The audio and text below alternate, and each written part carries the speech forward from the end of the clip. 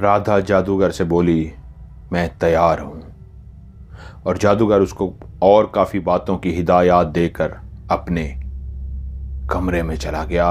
और राधा चलती हुई रात को उस जगह पे पहुंच गई जहां रोजाना बैठकर वो चिल्ला करती थी।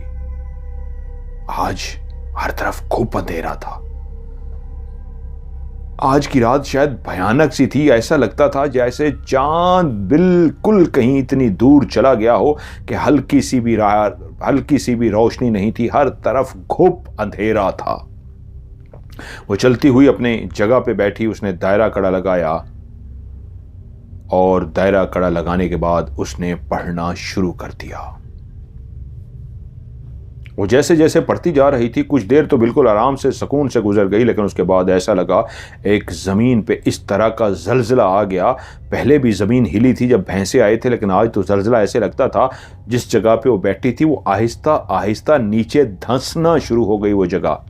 और उसकी निगाह पड़ी सामने एक इतना बड़ा देव हैकल जिसका कद आसमान को छू रहा था। उसका कद इतना लंबा था कि उसके पांव ज़मीन पर थे और उसका सर गर्दन उठा के ऊपर देखना पड़ता तो आसमान को छूता हुआ उसका सर था। घुप अंधेरे के अंदर उसका हल्का हल्का काला सा रंग, जिसमें सफ़ेद हल्की हल्की रोशनी निकल रही थी, जिसमें वो घुप अंधेरे में भी उस देव हैकल जिन को देख पा रही थी जो अपना एक कदम ज़मीन पे रखता तो इतना ज़ोरदार आवाज़ पैदा होती जैसे कुछ बहुत बड़ी चीज़ फटी हो और एक बहुत बड़ी आवाज़ आई हो और पूरी ज़मीन हिल जाती। और जब दूसरा पाँव फिर ज़मीन पे रखता तो पूरी ज़मीन हिल जाती और जिस जगह पे वो बैठी थी वो मज़ीद ज़मीन के अंदर धंस जाती। उसका वजूद इतना चौड़ा था और इतना फैला हुआ था। वो अपने लेफ्ट और राइट करके मुंह देखती थी तो दोनों तरफ उसका फैला हुआ वजूद ही वजूद होता और उसका सर आसमान को और उसकी आंखों से लाल सुर्ख आंखों से आग बरस रही थी और वो गुस्से में चलता हुआ उसी की तरफ आ रहा था। वो ऐसा था, इतना बड़ा था, उसका पाँव इतना बड़ा था कि उस पाँव के नीचे लाइन के अंदर अगर राधा जैसी कोई 25-30 लड़कियों को बिठा दिया जाता तो वो एक पाँव इतना बड़ा पाँव था कि वो 25-30 लड़कियों को भी नीचे कुचल देता। जैसे इंसान के नीचे एक चींटी जो इंसान को नज़र तक नहीं आती, वो इतना बड़ा था कि उसके सामने राधा एक चींटी जैसी थी। और तभी उसने आते ही गुस्से से धाड़ा और राधा से कहा, उठ और इसी लम्हे निकल जा यहां से, नहीं तो मैं तेरा वो हशर करूंगा, तेरी आने वाली नस्लें भी याद करेंगी। और उसी लम्हे उसने अपने हाथ को ऐसे मुट्ठी की तरह बंद किया और जोर से मुट्ठी फेंकी तो एक आग का बड़ा सा गोला उड़ता हुआ आया और राधा के बालों में आग लग गई। वो एक लड़की थी और उसके लिए इतना डरने के लिए काफ़ी था कि उसके बालों के अंदर आग लग चुकी थी और उसके बाल जल रहे थे, लेकिन सवाल ही पैदा ना हुआ कि वो लड़की हिल सके कि जादूगर उसका उस्ताद उसको सामने खड़ा नजर आया। वो उसे चीख के बोला, राधा ये तुझे मार देगा, भाग यहां से। मैं भी भाग रहा हूं, भाग। और उसी वक्त उसको लगा जब उस्ताद ने कह दिया है भाग तो मुझे मेरे ख्याल में भागना चाहिए, क्योंकि उसके सर में आग लग चुकी थी। उस्ताद ने तो उसको बताया ही नहीं था कि सर में आग लगेगी। उस्ताद ने तो ये कहा था कि इस दायरे कड़े के अंदर कोई चीज़ नहीं आ सकती, तो आग आ गई थी वो, और आग आहिस्ता आहिस्ता पूरे उसके वजूद को अपनी लपेट में ले लेती। और सामने उस्ताद कह रहा था, जादूगर उस्ताद, भाग राधा भाग। राधा एकदम नियत की कि मैं भागूं, उठने लगी, लेकिन एकदम से उसने फिर से एक दफ़ा उस बड़े खड़े शैतान को देखा और कहा, क्या करेगा, मार देगा ना, मार दे। और उसके बाद फिर से बैठ के पढ़ना शुरू हो गई। उसके बाद वो बहुत कुछ उसको डराने के लिए करता रहा, लेकिन राधा अपनी जगह से हिली तक भी नहीं और पढ़ती रही। यहां तक कि एक दफा उसको महसूस हुआ कि उसने जोर से पांव मारा है। राधा इतनी ऊंची उठी है उसके पांव से, जमीन धरती इतनी हिली है कि उसके जोरदार पांव मारने से राधा ने जंप किया और अपनी जगह से तकरीबन 8-10 फुट ऊंची उड़ गई है और ठा करके जमीन पे आके गिरी है। लेकिन उठ के बैठ के फिर पढ़ना शुरू हो गई है। उसने कई हरबे अपनाए लेकिन नाकाम रहा, यहां तक कि राधा ने अपना अमल मुकम्मल कर लिया। उसके बाद उसने अपना चिल्ला ख़त्म किया और चलती हुई उस्ताद के पास पहुंची। उस्ताद ने उसको गले लगा लिया और कहा, तू कामयाब हो गई, तूने कर लिया। बड़े से बड़े डर जाते हैं इस दियो हैकल जिन से, शाह जिन्नात से, लेकिन तू नहीं डरी। उसने अपने उस्ताद से सवाल किया, तो आपने फिर मुझे भागने के लिए क्यों कहा था कि उठ के भागो?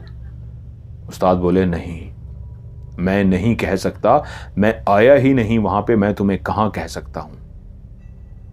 लेकिन उसके बाल कुछ जल गए थे, थोड़े से, ज्यादा नहीं। आग तो बहुत ज्यादा बालों को लगी थी, लेकिन उसके थोड़े से बाल भी जल गए थे। उस्ताद ने कहा, वो शदीद गुस्से में था शाह जिन्नात, वरना आग अंदर नहीं आती। वो इतने गुस्से में था कि उससे पहले जितनी रातें तूने गुजारी थी, तू हल्का सा भी नहीं घबराई थी, इसलिए वो शदीद गुस्से में था। उसने तुझे डराने की कोशिश की, आग अपने ताकत से, जादू से अंदर तक पहुंचा दी, लेकिन तू डरी नहीं, तू जीत गई। और राधा वहां पे अमल करती रही। राधा की उम्र अब 40 साल की हो चुकी थी, लेकिन आज भी वो 20 साल की लगती थी। खुदा जाने क्या हुआ था, वो ऐसी जवान लगती कि जो भी उसको देखता तो वो देख के कहता, ये तो 20-25 साल की लड़की है, खूबरू नौजवान।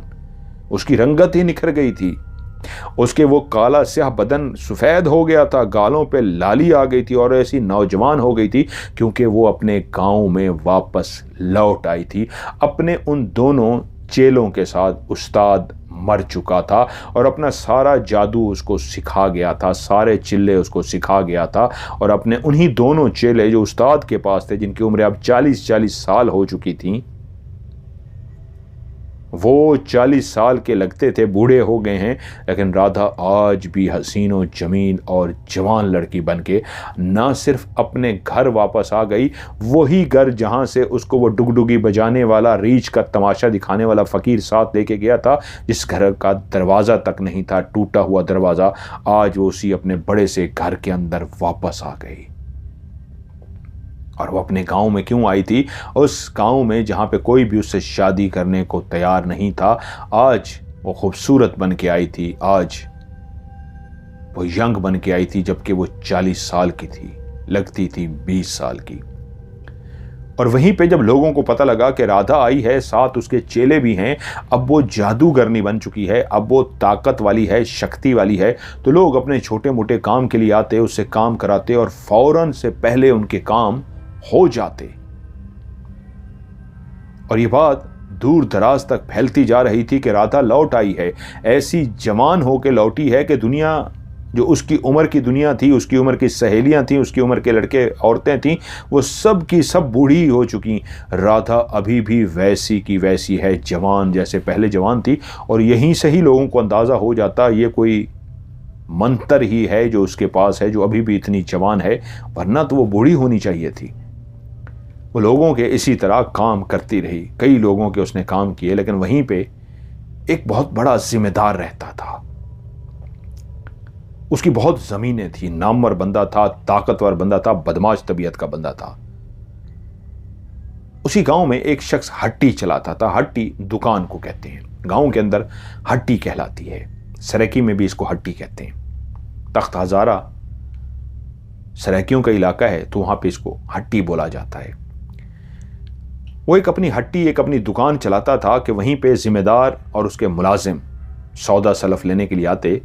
गांव के लोगों को जिस तरह चीनी, साबुन, शैम्पू, मतलब उस दौर की जो जो इस तरह की चीज़ें होती थीं, ज़रूरियात ज़िंदगी की, क्योंकि गंदम, आटा, सब्जियां ये तो उनके अपने पास होती थी, बाकी ज़रूरियात ज़िंदगी की चीज़ें हट्टी पे मिलती थीं।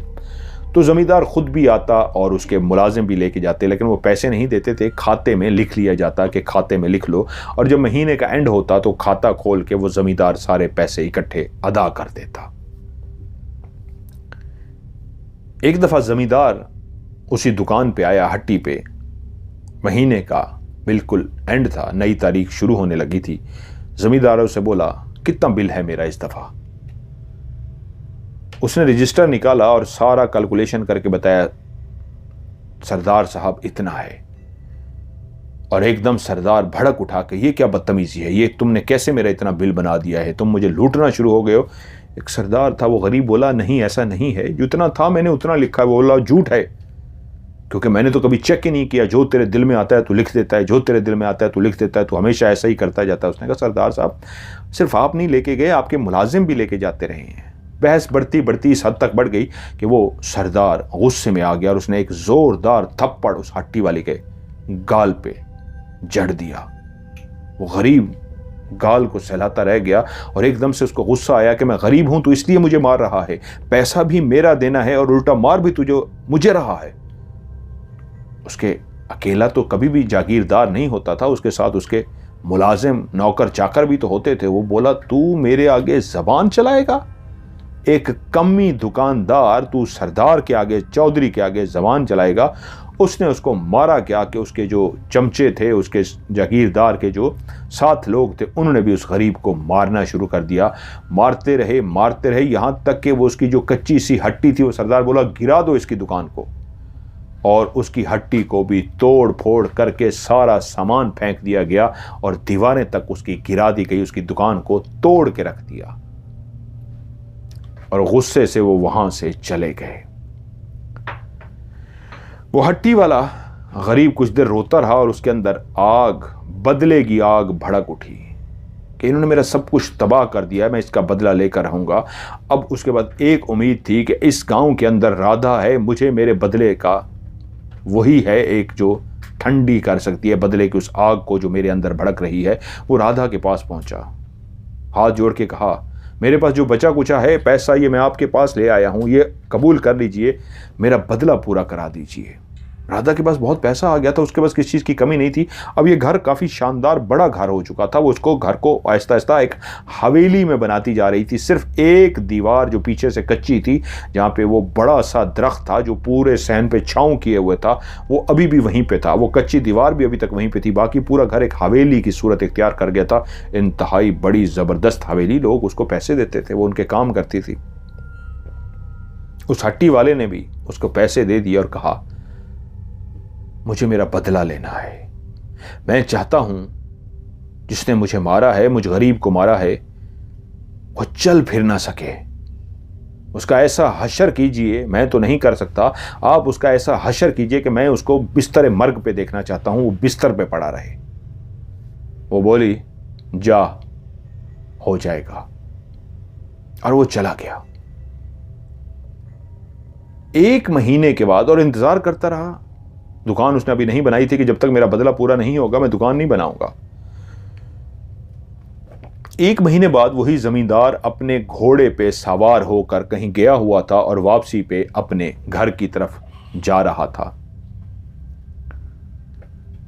उस हिस्से की तरफ जा रहा था जहां पे एक बड़ा सा लोहे का गेट लगा हुआ था, और गेट खोलने के बाद आप अंदर दाखिल होते थे। वो अपने घोड़े को दौड़ाता हुआ तेजी के साथ अपने घर की तरफ जा रहा था, और जब उसने देखा घर सामने करीब आ गया है, वो घोड़े को रोक ले, तो उसी लम्हे पता नहीं घोड़े को क्या हुआ कि घोड़े ने पहले से ज्यादा स्पीड पकड़ ली और इतनी तेजी से दौड़ना शुरू हो गया, इतनी तेजी से दौड़ना शुरू हो गया जैसे डर गया हो, उसको किसने कुछ कर दिया हो, और वो उसको रोकता रह गया। लेकिन घोड़ा दौड़ते दौड़ते इतने जोर से गेट से टकराया कि घोड़ा और जमींदार दोनों उड़ते हुए इतनी दूर जा गिरे कि घोड़े की अगली दोनों टांगें टूट गईं और जिम्मेदार बेहोश हो चुका था। बेहोश चौधरी को जब उठाया गया और चारपाई पे उसको लिटा के वो लोग घर के अंदर लेकर गए, फौरी तौर पे हकीम को बुलाया गया। तो हकीम ने पूरा मुआयना करने के बाद बताया चौधरी की रीढ़ की हड्डी जगह जगह से टूट चुकी है। सारी जिंदगी के लिए जमींदार अब अपाहज हो चुका है। अब ये सारी जिंदगी चल फिर नहीं सकेगा, ये बिस्तर पर पड़ा रहेगा। सब हैरान थे, ऐसा क्या हुआ कि घोड़े की अगली 2 टांगें भी टूट गई हैं और इसकी रीढ़ की हड्डी इतनी जगह से टूटी है। जब उसको होश आया और पूछा गया तो उसने कहा पता नहीं, घोड़ा बिदक गया था, ऐसा खौफजदा हो गया था, डर गया था, पता नहीं जब गेट के करीब आया उसको रुकना चाहिए था, वो इतना तेज हो गया, इतना तेज हो गया, मैंने घोड़े को इतना तेज दौड़ते हुए कभी नहीं देखा, और जितनी तेजी से वो दौड़ता हुआ जा रहा था, नामुमकिन था कि हमें चोट ना लगती। जितनी तेज़ी से वो जाके गेट से टकराया, फिर उसके बाद मुझे होश नहीं रहा कि मैं उड़ता हुआ कहाँ पे गिरा हूँ। होश आई है तो आप लोग बता रहे हैं मेरे साथ ये हुआ है। कुछ दिनों के बाद चौधरी की हवेली में काम करने वाले एक मुलाजिम ने आके चौधरी के बेटों से कहा कि वो जो हट्टी वाला है वो एक बंदे से कह रहा था, मैंने अपने कानों से सुना है कि मैंने अपना बदला चौधरी से ले लिया है। इसने मुझे मारा था ना, मेरे अंदर बदले की आग थी और मैंने अपनी आग बुझा दी है, मैंने बदला ले ली है। मैंने यही कहा था कि ये अपाहज होगा और देखो आज अपाहज हो गया है। तो उस शख्स ने पूछा तूने क्या किया?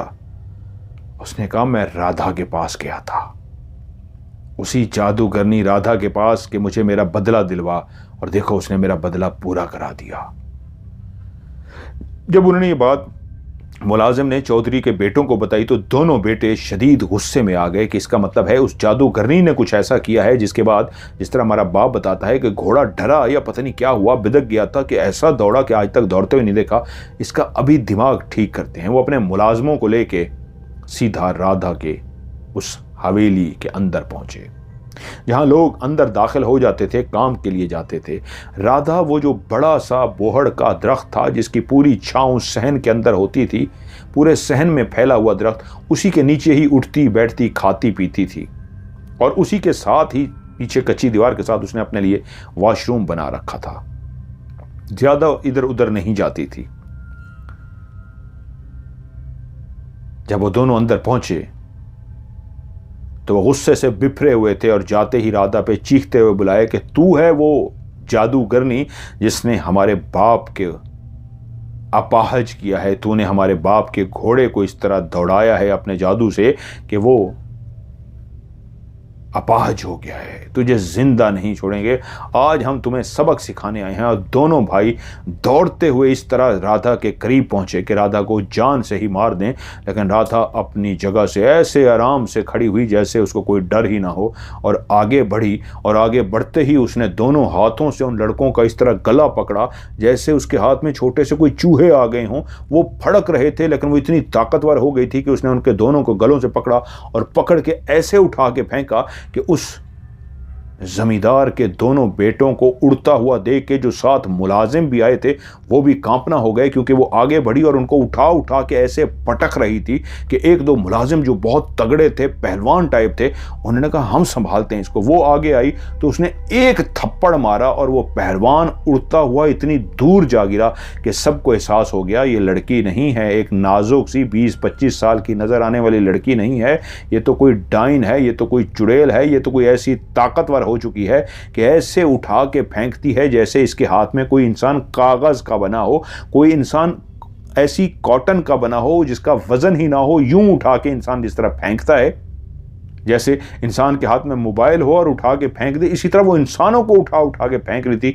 वो सारे डर गए कि नहीं, इससे लड़ना नामुमकिन है, ये बहुत ताकतवर हो चुकी है। वो जितने भी लोग थे डर गए और चौधरी के बेटों को उड़ता देख के, पिटता देख के उन्होंने जल्दी से उन दोनों लड़कों को उठाया और लेके बाहर निकल गए। जानते थे ये मार डालेगी उनको। वो दोनों जख्मी हालत में घर पहुंच गए और वो समझ चुके थे कि जितनी वो ताकतवर है, जितनी वो जादूगरनी है, जितनी उसके अंदर शक्ति है, तभी उसने हमें जिस तरह उठा उठा के, पहलवानों को भी उठा उठा के मारा है, वो कर सकती है और उसी ने हमारे बाप को किया है। लेकिन अब मसला ये था कि इतनी बड़ी ताकतवर लड़की से बदला कैसे लिया जाए, इसको कैसे ठीक किया जाए। पैसा था उनके पास लेकिन अब ताकत नहीं रही थी, उस लड़की के मुकाबले में ताकत नहीं थी। गांव वालों के लिए तो ताकत थी, एक जादूगरनी के मुकाबले में ताकत नहीं थी। तो इधर उधर उन्होंने ढूंढना शुरू कर दिया। वो दौर था अंग्रेज राज का। दूर वो अंग्रेज के पास पहुंचे मदद के लिए। ये वो लोग होते थे जो जी हजूरी करते थे और उसके बदले में अपने काम करवाते थे। ये अंग्रेज के पास पहुंच गए और उनसे इल्तिजा की, सरकार हमारी मदद कीजिए। अंग्रेज सरकार ने कहा बताओ क्या हुआ। उन्होंने कहा इस तरह हमारे बाप को अपाहज कर चुकी है, वो जादूगरनी है, बहुत ताकतवर है, उसका मुकाबला ऐसे नहीं किया जा सकता। आप हमारी मदद कीजिए, हमें उससे बदला लेना है अपने बाप का, और उसने हमें भी ज़ख्मी किया है, अपना भी बदला लेना है।